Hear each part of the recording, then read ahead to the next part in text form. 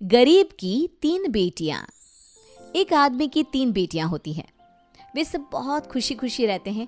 एक शाम तीनों बहनें आपस में जब खेल रही होती हैं। अक्कड़ बक्कड़ बम्बे पो 80-90 पूरे सो में लगा धागा, चोर निकल के भागा। अचानक से लड़की की माँ की नजर अमृता पर पड़ती है और वो सोचती है, तीनों आपस में कितनी खुश है, ना कोई चिंता ना कोई फिक्र। इतने में ब्रिजेश आता है और वीना से कहता है, वीना, ओ वीना। पर वीना तो इतनी गहरी सोच में डूबी होती है कि उसे कुछ सुनाई नहीं देता।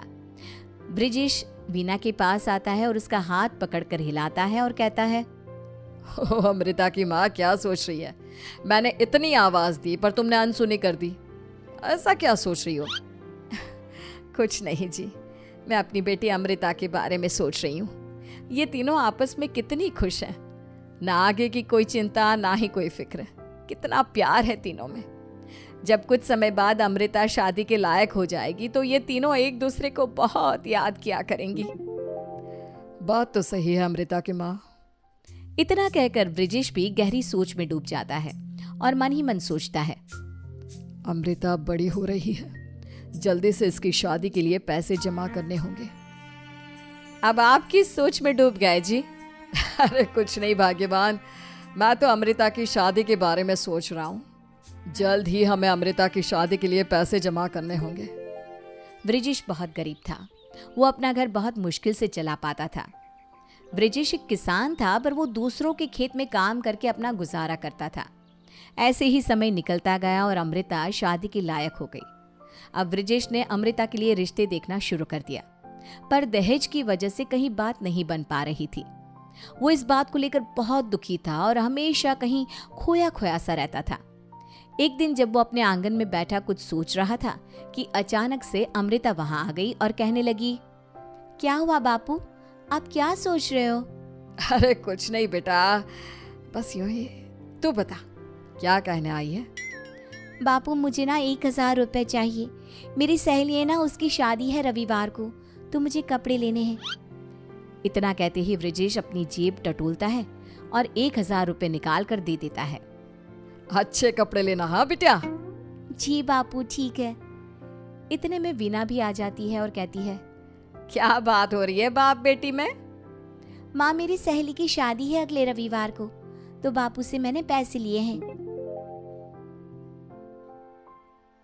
सुनिए जी, आपने कहा था ना एक रिश्ता आया है अमृता के लिए, कोई बात बनी क्या वहां पर? क्या बताऊं अमृता की माँ, हमेशा बात बनते बनते बिगड़ जाती है।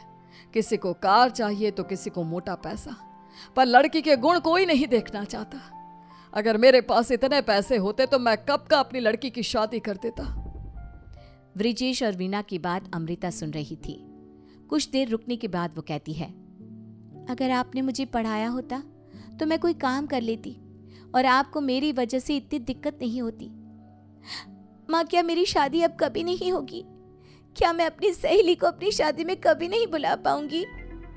ये सुनकर ब्रिजेश और अमृता की आंख में पानी आ जाता है। नहीं नहीं बेटा, मैं जल्दी कुछ करता हूँ, फिक्र मत करो तुम। कुछ समय बाद ब्रिजेश रिश्ते की बात चलाता है। लड़का सरकारी अफसर होता है, पर वहां भी वही बात आती है कि लड़के को 2 लाख दहेज में चाहिए। वो बहुत परेशान हो जाता है, पर उसे अमृता की बात याद आ जाती है। वो अब इस रिश्ते को हाथ से नहीं जाने देना चाहता था। उसने एक जमींदार से 2 लाख उधार ले लिए और बेटी की शादी बहुत धूमधाम से कर दी। लेकिन कुछ समय बाद जमींदार ब्रिजेश को परेशान करने लगा। उससे अपने उधारी के पैसे चाहिए थे। मेरी एक बेटी तो कुशल मंगल से विदा हो गई, लेकिन ये जमींदार मुझे बहुत परेशान कर रहा है। अगर इसके पैसे नहीं दिए तो ये हमें हमारे ही घर से निकाल देगा। आपने उस नालायक जमींदार से पैसे लिए ही क्यों थे? आपको नहीं पता कि वो कितना बुरा आदमी है?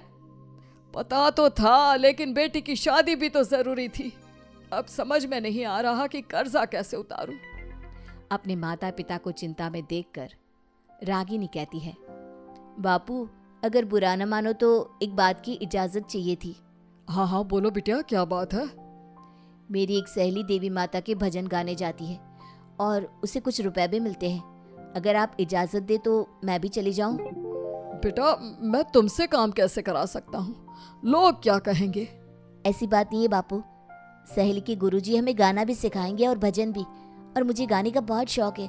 इससे घर के खर्च के लिए आपकी मदद भी हो जाएगी। ठीक है बिटिया, जब तू इतनी जिद कर रही है तो चली जाना, पर तुझे घर के खर्च की फिक्र करने की कोई जरूरत नहीं है, तेरा बाप है ना, तू बस अपना ख्याल रख बेटा। रागिनी अगले दिन से जागरण में भजन के लिए चली जाती है। वो बहुत होनहार होती है, बहुत दिल लगाकर माता के भजन सीखती है और कुछ ही समय में बहुत बड़ी गायिका बन जाती है। दूर दूर से लोग उसे गाना गाने के लिए बुलाते हैं। ये सब देखकर ब्रिजेश बहुत खुश होता है और एक दिन रागिनी ब्रिजेश के पास आकर कहती है, पापा ये लो पैसे और जाकर जमींदार को दिया। इतने पैसे देखकर ब्रिजेश चौंक जाता है और पूछता है, इतने पैसे तेरे पास कहाँ से आए, और तुझे जमींदार के कर्ज की चिंता क्यों है बिटिया। पापा ये पैसे मैंने भजन गा के कमाए हैं। मुझे आज भी याद है जब आप और माँ जमींदार के कर्ज को लेकर परेशान थे, मैं वहीं थी, आपकी सारी बातें सुन रही थी। अब हमारा घर कोई नहीं छीनेगा पापा, अब अनवी भी स्कूल जा सकेगी, और मैं जो कुछ हूँ सब आपकी दुआ का असर है। अगर आपने मुझे गाना सीखने की इजाज़त ना दी होती तो मैं कुछ नहीं कर पाती।